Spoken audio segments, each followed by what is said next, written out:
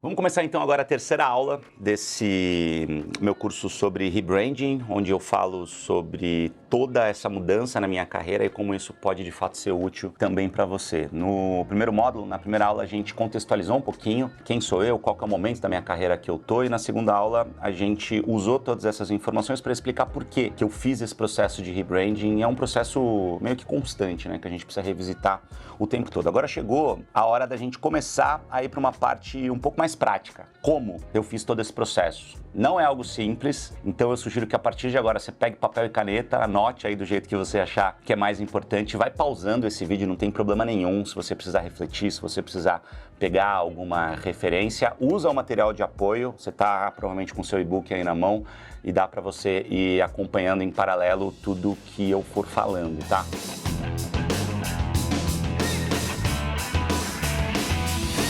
Em linhas gerais, tudo isso precisa começar com uma avaliação mais profunda possível. Então vamos supor que você está fazendo o seu processo de rebranding. Você tem os seus perfis na rede social para falar sobre um assunto específico. Você quer mudar o jeito que você se comunica? Você quer mudar o jeito que as pessoas te enxergam, a percepção que o mercado tem de você? Você precisa mergulhar muito profundamente nos seus conteúdos e nas suas redes. Você precisa fazer realmente uma imersão e um benchmarking, que a gente fala, que é uma pesquisa também do que o mercado está fazendo. O que você está fazendo especificamente? Tem uma concorrência muito próxima? Tem outras pessoas que você se inspira? Tem outros perfis que tenham conteúdo que é parecido ou que lembra o seu ou que pode ser uma referência interessante? Estuda todos esses conteúdos e mergulha no seu próprio. Eu fiz isso. Então eu juntei o meu time e a gente começou de fato a analisar o que funcionava mais, o que funcionava menos, quais são os dados do meu perfil. Isso é muito bacana, gente. A gente consegue ter muita informação de qualidade e muito acessível, de um jeito muito fácil. Imagina fazer um processo como esse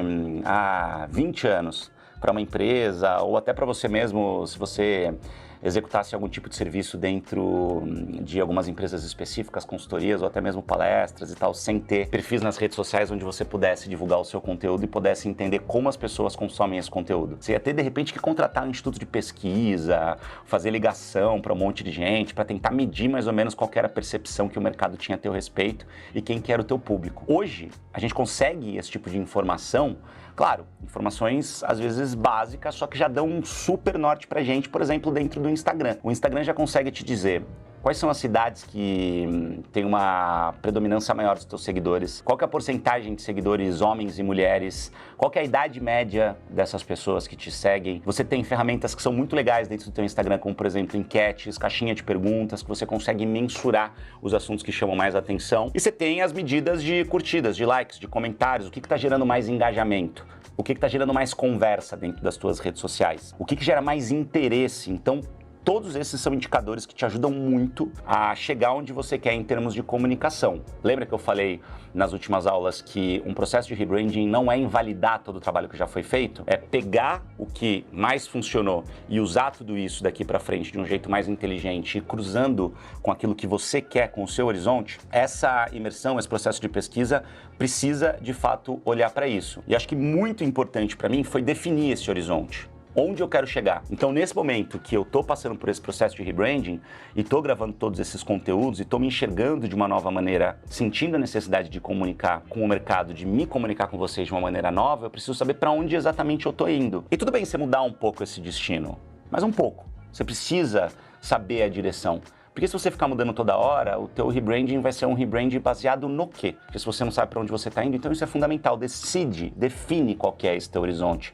É como quando você abre o Waze ali, o Google Maps, e você precisa saber para onde você está indo. O trajeto, ele vai mudar. Tem mais trânsito aqui, eu vou para uma outra rua e tal, e isso você vai adaptando. Só que o teu trajeto, o teu percurso, o teu destino precisa estar muito claro. Então, no meu caso, eu sabia que eu queria muito me posicionar cada vez mais como um mentor e como palestrante, porque eu já disse também nas últimas aulas que palestra é um negócio que mexe muito comigo, que me dá muito prazer. Então, eu precisava reforçar a minha autoridade como comunicador, mostrando o que a gente chama de track record, que é basicamente tudo que você já fez ao longo da sua carreira, quais são as suas entregas, para que você também não seja visto como um mentor ou como uma falsa autoridade, está querendo falar sobre um assunto que você não manja, que você não domina, que você nunca trabalhou profundamente, que o mercado não te enxerga como uma autoridade nisso. Eu tenho uma carreira muito consolidada nos últimos 20 anos, como repórter especial, como apresentador, fiz de tudo um pouco, empresário, então eu precisava mostrar um pouco isso estava dentro do nosso horizonte para que a gente tivesse um conhecimento cada vez maior e uma geração de autoridade cada vez maior para que eu fosse posicionado como palestrante, e no meu horizonte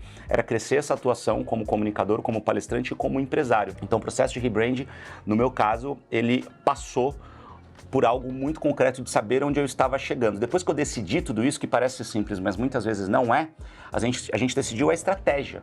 Então, como que eu vou chegar lá? De que maneira eu vou fazer isso? Quais são os canais que eu vou usar? Então, poxa, eu já tenho um Instagram que é bastante forte, eu tenho um LinkedIn com muita capacidade de crescimento, com muito potencial. De que maneira que eu vou fazer isso? Quais são as ferramentas que eu vou usar? Quais são as estratégias que eu vou colocar na mesa para seguir esse passo a passo? De novo, você pode e deve definir esse caminho, esse trajeto, mas está tudo bem você mudar um pouco desse percurso. Isso precisa ser revisitado o tempo inteiro com constância. Também não dá para traçar uma estratégia hoje, amanhã muda e depois muda e depois muda, não. Dá um tempo de maturação e confia no processo. Confiar no processo, para uma pessoa que tem ansiedade como eu, talvez você também tenha, porque é o mal de todo mundo hoje em dia, pode não ser fácil. Mas a confiança no processo, ela é fundamental. A confiança nas pessoas que estão com você nesse processo é fundamental. Talvez você não tenha grana, talvez você não esteja no momento de investir numa equipe como eu consegui fazer. Mas mesmo que seja um rebranding feito por você mesmo, para você mesmo, confia no teu processo. Se você está fazendo tudo isso se baseando em dados, em números, se você sabe onde você quer chegar, se você olhou para os seus concorrentes, sabe o que eles estão fazendo, colheu o que cada um tem de bom para juntar na sua própria receita, e você acredita que de fato isso dá certo porque você fez essa base de uma maneira bem feita, estruturada, pensada, confia no teu processo. Vai dar certo. Você precisa ter constância. E uma dica de ouro, tá, gente? Não deixa para fazer isso quando você estiver inspirado, porque a inspiração, ela realmente é o que vai fazer você trabalhar muito bem. Só que a constância é o que vai fazer você chegar onde você quer. Porque a inspiração tem muito a ver com vontade.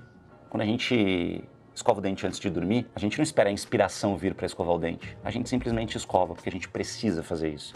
E se a gente não fizer isso, a gente não vai conseguir o nosso resultado, que é ter uma saúde bucal minimamente digna. É um exemplo muito simples, mas a gente tem que levar mais ou menos essa filosofia também para o nosso trabalho, para o nosso rebranding e para o nosso dia a dia. A gente não pode só fazer as coisas quando a gente está inspirado. Tem que ser um processo de confiança no processo. Se você não confia no seu processo, é porque talvez o seu processo não esteja maduro o suficiente. Então revisita o processo. Você está fazendo tudo se baseando de um jeito sólido, olhando para os seus dados, olhando para os seus números, você definiu o seu horizonte, você definiu o jeito que você quer chegar, como, por onde, com qual canal.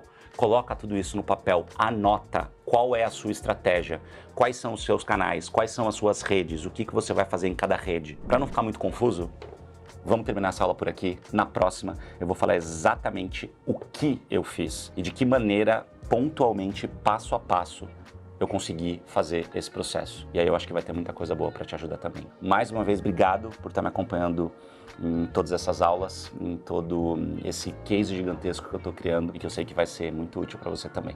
Então valeu e até a próxima aula.